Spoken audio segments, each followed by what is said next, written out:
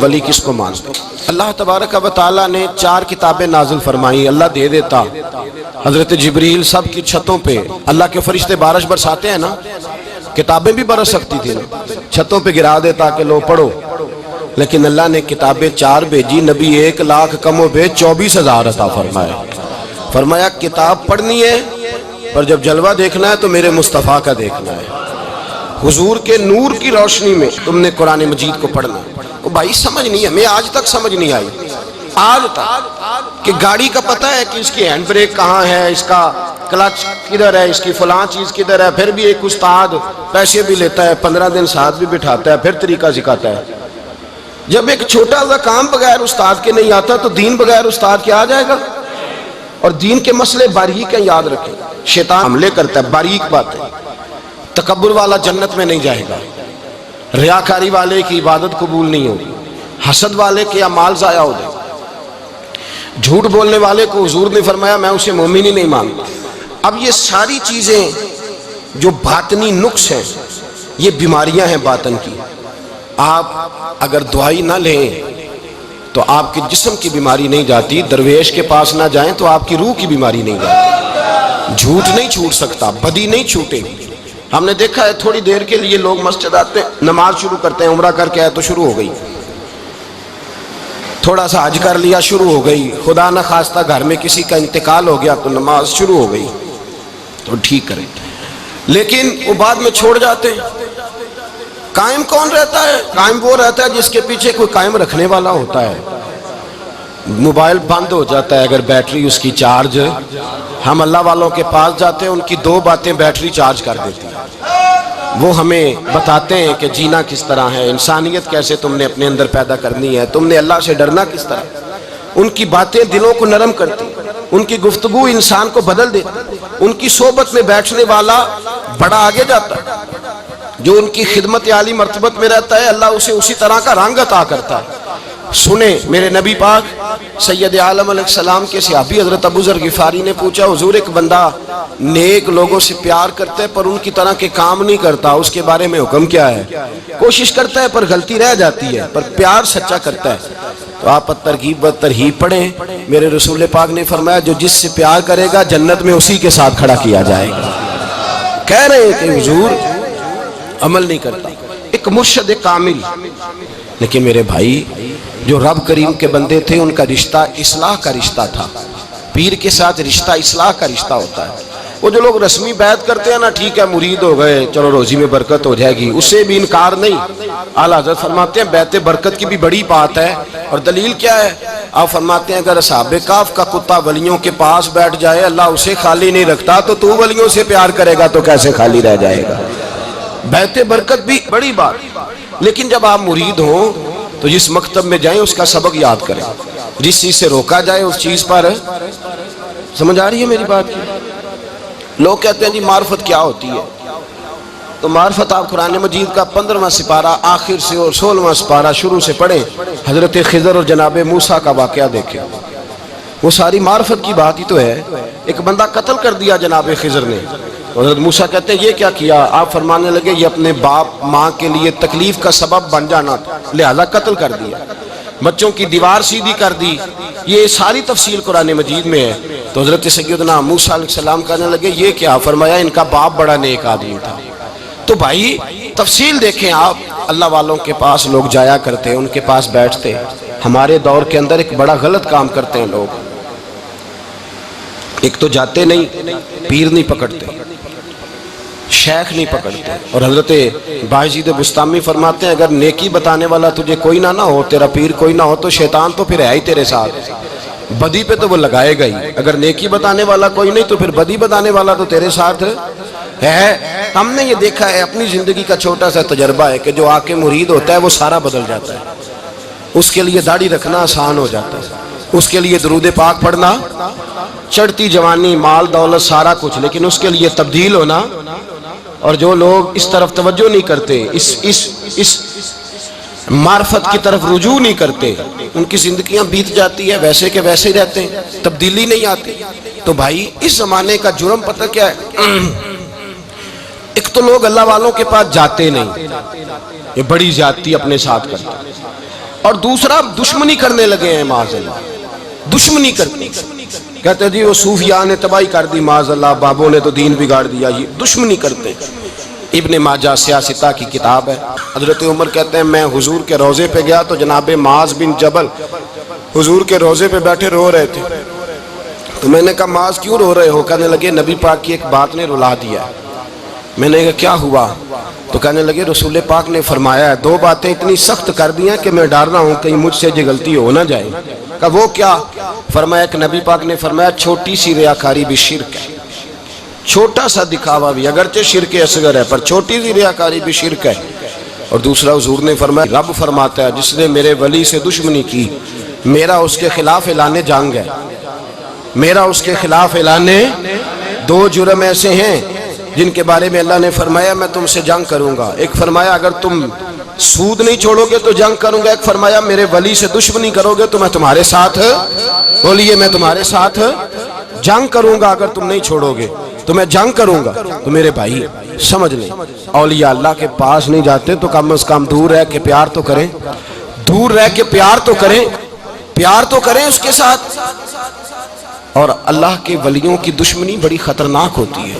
اب یہ جو حضرت معاذ رو رہے تھے نا تو اس کی شرح میں حضرت حکیم الامت نے لکھا ہے حضرت معاذ کہنے لگے کہ میں رو اس لیے رہا ہوں کہ ایسا نہ ہو کہ میں کسی بندے کی بے ادبی کر دوں اور وہ اللہ کا ولی ہو، تو میں رو رہا ہوں کہ کہیں کوئی بات نہ مجھ سے نکل جائے۔ لوگ فار باتیں کرتے ہیں، فار لوگ ایک منٹ کے اندر بڑے بڑے لمبے چوڑے اعتراضات کرتے ہیں۔ تو بھائی اللہ کے ولیوں کے ساتھ پیار کریں، ان کی صحبت میں جائیں، ان کے پاس بیٹھیں، ان کی سنگت اختیار کریں، ان سے اپنی روح اور قلب کے لیے دعائی خریدیں، جو وہ پرہیز بتائیں وہ پرہیز کریں، پھر دیکھیں اللہ تبارک و تعالیٰ آپ کو نماز میں اطمینان عطا کرے گا، قرآن پاک میں دل لگے گا، درود و سلام کا موقع ملے گا۔ اور اگر یہ کام نہیں کرتے پھر مخالفت کریں گے، پھر کیا کرتے ہیں لوگ؟ ایک بزرگ گزرے ہیں حضرت ابو سعید عبداللہ ان کا نام ہے، بغداد میں پڑھتے تھے، اور خوش قسمتی یہ ہے کہ حضور غوث پاک کے کلاس فیلو تھے، حضور غوث پاک کے ساتھ پڑھتے تھے۔ حضرت عبداللہ فرماتے ہیں کہ میں بھی پڑھتا تھا تو ایک بڑا لائق سٹوڈنٹ تھا، اس کا نام تھا ابن سقا، وہ بھی پڑھتا تھا۔ فرماتے ہیں بغداد میں شور ہوا کہ ایک محمد غوث نام کے بزرگ آئے ہیں بغداد۔ ان کی کرامت یہ ہے کہ وہ ایک منٹ کے لیے موجود ہوتے ہیں اور اگلے منٹ وہ غائب بھی ہو جاتے ہیں۔ فرماتے ہیں شوق پیدا ہوا، میں حضرت غوث اعظم شیخ عبد القادر جیلانی اور ابن سقا ہم تینوں نکلے بابا جی سے ملنے، اور یہ آج سے 1000 سال پہلے کی روایت ہے۔ کہتے ہیں ہم سبق بھی پڑھا کرتے تھے اور کا دیدار بھی کرا کرتے تھے، ہم دیدار بھی کرتے تھے اللہ کے ولی، دونوں کام کرتے۔ فرماتے ہیں ہم دونوں جب تینوں نکلے نا تو ابن سقا رستے میں کہنے لگا بڑا ولی بنا پھرتا ہے معاذ اللہ، ایسا سوال کروں گا اسے جواب ہی کوئی نہیں آئے گا۔ آپ فرماتے ہیں میں نے کہا نہیں جی میں سوال تو میں بھی کروں گا، سوال تو بولیے سوال تو میں بھی کروں گا، پر میں دیکھوں گا وہ جواب کیا دیتے ہیں، دیکھوں گا۔ کہتے ہم دونوں بات کر کے خاموش ہوئے تو حضرت شیخ عبد القادر کی طرف نظر ڈالی، کہا آپ نہیں سوال کریں گے؟ تو غوث اعظم فرمانے لگے میں سوال نہیں کروں گا، بس رب کے بندے کا دیدار کروں گا، بس اللہ کے بندے کا دیدار کروں گا۔ اور فرماتے ہیں کہ ہم پہنچے بابا جی کے کمرے میں، گئے تو بابا جی موجود تھے، ہم جا کے بیٹھے تو بابا جی غائب ہو گئے۔ تھوڑی دیر گزری تو آئے، سلام کے بعد پہلے لفظ پتہ ان کے کیا تھے؟ کہنے لگے ابن سقا تو کیا کہتا تھا ایسا سوال کروں گا جواب نہیں آئے گا؟ میں تیرے اندر سے کفر کی بو دیکھ رہا ہوں، کفر کی بو دیکھ رہا ہوں، تو رب کے بندے سے دشمنی کرتا ہے۔ اور فرمانے لگے او ابو عبداللہ تو کہتا تھا کہ میں دیکھوں گا وہ کیا جواب دیتے ہیں۔ فرمایا تو کافر تو نہیں ہوگا پر دنیا دار ضرور ہو جائے گا۔ کہتا پھر بابا جی نے رخ پھیرا غوث پاک کی طرف اور کہنے لگے عبد القادر تو کہتا تھا میں رب کے بندے کا دیدار کرنے جا رہا ہوں، فرمایا جا میں تجھے دعا دیتا ہوں جب تک تیرا قدم نہیں لگے گا اللہ کسی کو ولایت عطا نہیں کرے گا، جا میں تجھے دعا دیتا ہوں جب تک تیرا قدم نہیں لگے گا رب کسی کو ولایت۔ حضرت ابو عبداللہ فرمایا کرتے تھے ہم آ گئے، ابن سقا پھر نہ مانا، کہنے لگا نہیں نہیں ایسے ہی بات کر دی ہے، اس تو کوئی علم غیب ہے معاذ اللہ۔ کہتے ہم نے دیکھا وہ سب سے بڑا عالم بنا، مناظر بنا، بڑی تقریریں کرتا، واضح کرتا۔ پھر وہ روم چلا گیا، روم کے بادشاہ نے اسے وزیر اوقاف بنا لیا۔ پھر ایک دن روم کے اس عیسائی بادشاہ کی بیٹی اسے پسند آ گئی، کہنے لگا میں نے شادی کرنی ہے۔ کہتے ہیں بادشاہ کہنے لگا کر دوں گا شادی، پر تجھے عیسائی ہونا پڑے گا۔ کہتے ہیں مارا قسمت کا معاذ اللہ ثم معاذ اللہ، نقل کفر کفر نہ باشد، عیسائی ہو گئے۔ آپ فرماتے ہیں مجھے بھی ایک بادشاہ نے بلا لیا، اس نے مجھے بھی ایک عہدہ دے دیا، میری بھی دنیا میرے کانوں تک آ گئی، بڑی جان چھڑاتا ہوں دولت سے، مال سے، شہرت سے، پر میری چھوٹتی نہیں۔ آپ فرماتے ہیں ہوش اس دن آئی جس دن بغداد کے منبر پر بیٹھ کر اور 70,000 کے مجمع میں کھڑے ہو کے غوث اعظم نے فرمایا آؤ بھائی، جس نے ولایت لینی ہے عبد القادر کے پاس آؤ، میں قدم رکھتا جاؤں گا، اللہ ولایت عطا کرتا چلا جائے گا، آؤ میرے پاس میں ولایت دیتا ہوں۔ ہر مشکل دی کنجی یارو ہاتھ مرداں دے آئی، تے مرد نظر کرے جس ویلے مشکل رہے نہ کائی۔ لوگ دشمنی کرتے ہیں، اللہ والوں سے اللہ ملتا ہے، اللہ کے بندوں سے معرفت کا حسن ملتا ہے، اللہ کے بندے بیعت اپنی کرتے ہیں، جھکاتے اللہ کی بارگاہ۔ اللہ تبارک و تعالیٰ کے بندوں کے پاس بیٹھنے سے رسول اللہ کا پیار ملتا ہے، اللہ کے بندوں کی صحبت حضور کے دروازے تک لے جاتی ہے، رب کریم کے بندوں کی صحبت عاجزی سکھاتی ہے، اللہ کے بندوں کے پاس بیٹھنے والے اللہ اللہ کرنے لگتے ہیں، رب کریم کے بندوں کے پاس بیٹھنے والوں کو سجدے کا نور حاصل ہوتا ہے۔ اور میرے بھائی اگر تو نے کسی کے ہاتھ میں ہاتھ دیا ہو تو ملے گا کیا؟ ملے گا کیا؟ خواجہ نظام الدین محبوب الہی رحمت اللہ علیہ کھڑے تھے، تو ایک آدمی حلوائی کی دکان پہ کچھ چیز لینے آیا، کوئی درویش سادہ سا آدمی چھوٹی سی مسجد سے نکلا، حلوائی سے کہا دے دے، حلوائی کہا چل دوڑ جا، تو روز آگے کھڑا ہو جاتا ہے، جب سارے آتے ہیں تب آیا کر، غریب گاہک تھا نا تو حلوائی نے جھڑک دیا، اس درویش کو جوش آ گیا، کہنے لگا میرے ساتھ بدتمیزی نہ کرنا ورنہ میں تیری دکان الٹ کے رکھ دوں گا، میں تیری دکان الٹ دوں گا۔ کہنا چل دوڑ جا، بڑے دیکھے ہیں تیری طرح کے دکان الٹنے والے۔ حضرت نظام الدین محبوب الہی گزر رہے تھے، حلوائی کی نظر پڑی تو دوڑ کے دست بوسی کرنے آیا، کہنے لگا حضور السلام علیکم۔ آپ فرمانے لگے اس کے ساتھ بد اخلاقی نہ کر، تیری دکان واقعی الٹ جائے گی۔ کہا حضور کس طرح؟ یہ تو ایسے ہی سادہ سا ہے۔ آپ فرمانے لگے یہ بھی سادہ ہے، اس کا پیر بھی اسی طرح کا ہے، پر دادا پیر بڑا باکمال ہے، وہ جس کے ہاتھ میں اس کا ہاتھ ہے وہ بڑا باکمال ہے۔ فرمایا وہ تیار کھڑا ہے، وہ کہتا ہے چلو نالائق ہوا تو کیا ہوا، بچہ تو ہمارا ہی ہے نا، کہہ دے گا تو الٹ دیں گے، بچہ تو ہمارا ہی ہے نا، مجھے دشمنوں نہ چھیڑو، میرا ہے کوئی جہاں میں ابھی پکار لوں گا، نہیں دور ہے مدینہ۔ یہاں کوئی لاوارث لوگ بستے ہیں، خدا کے فضل سے ہم پر ہے سایہ غوث اعظم کا، ہمیں دونوں جہاں میں ہے سہارا غوث اعظم کا، خدا دے گا منادی حشر میں یہ قادریوں کو، کہاں ہے قادری کر لے نظارہ غوث اعظم کا۔ اور اس سے مراد ہر پیار کرنے والا ہے، صرف سلسلے میں آنے والا نہیں، ہر پیار کرنے والا قادر۔ بھائی سمجھ لیں، یاد رکھیں، اس بات کو پرکھیں، اللہ والوں کی صحبت تو انسان کو کمال کر دیتی ہے، وہ تو نواز دیتی ہے، وہ تو نورن۔ ایک بات اور ہے، کچھ لوگ کہتے ہیں کتنی فرما برداری کرنی چاہیے پیر کی؟ میں نے کہا وہ روحانی طبیب ہوتا ہے، ایک ڈاکٹر سے دوائی لے کے بندہ ایک ڈاکٹر سے دوائی لے تو پھر ساتھ اگلی دکان پہ بھی چلے جانا چاہیے، کیوں جی؟ کی پتہ کتھوں رام آ جائے، ایک سے دوائی لی پھر ساتھ ہی اگلی دکان پہ، پھر اس سے اللہ جانے کہیں سے شفا مل جائے، کدھر سے شفا مل جائے۔ اور بھئی ایسے نہیں ہوتا، دوائی تو ایک حکیم سے کھائے گا، ایک ڈاکٹر کی کھائے گا، جو پرہیز بتائے گا وہ پرہیز، اگر طبیعت ٹھیک نہیں ہوگی تو دوبارہ جائے گا، وہ کہے گا میں نے تیری دوائی بھی بدل دیا، تیری پرہیز بھی بدل دی، اور ایک وقت آئے گا کہ انشاءاللہ شفا۔ حضرت علی بن ہیتی حضور غوث اعظم کے خلیفہ تھے، ان کے مرید تھے علی بن جوسکی نام تھا۔ حضرت غوث اعظم رضی اللہ تعالیٰ عنہ اپنے خلیفے سے ملنے آئے تو آگے سے ان کے بھی اپنے مرید کو کہا کہ چل پیر صاحب کے قدم دبا۔ وہ غوث اعظم کے قدموں میں بیٹھنے کی بجائے اپنے پیر کے قدموں میں بیٹھ گئے، دبانے لگے، ڈانٹا، کہنے لگے تیرا دماغ ٹھیک ہے، چل حضور غوث اعظم کے قدم دبا۔ وہ پھر اٹھے، گھوم کے پھر ان کے پیروں میں بیٹھ گئے، تو حضرت علی بن ہیتی نے جلال کیا، فرمانے لگے تجھے خیال نہیں آتا میں تو اب تجھے غوث پاک کے سپرد کرنے والا ہوں، تیری زیادہ تکمیل ہو جائے۔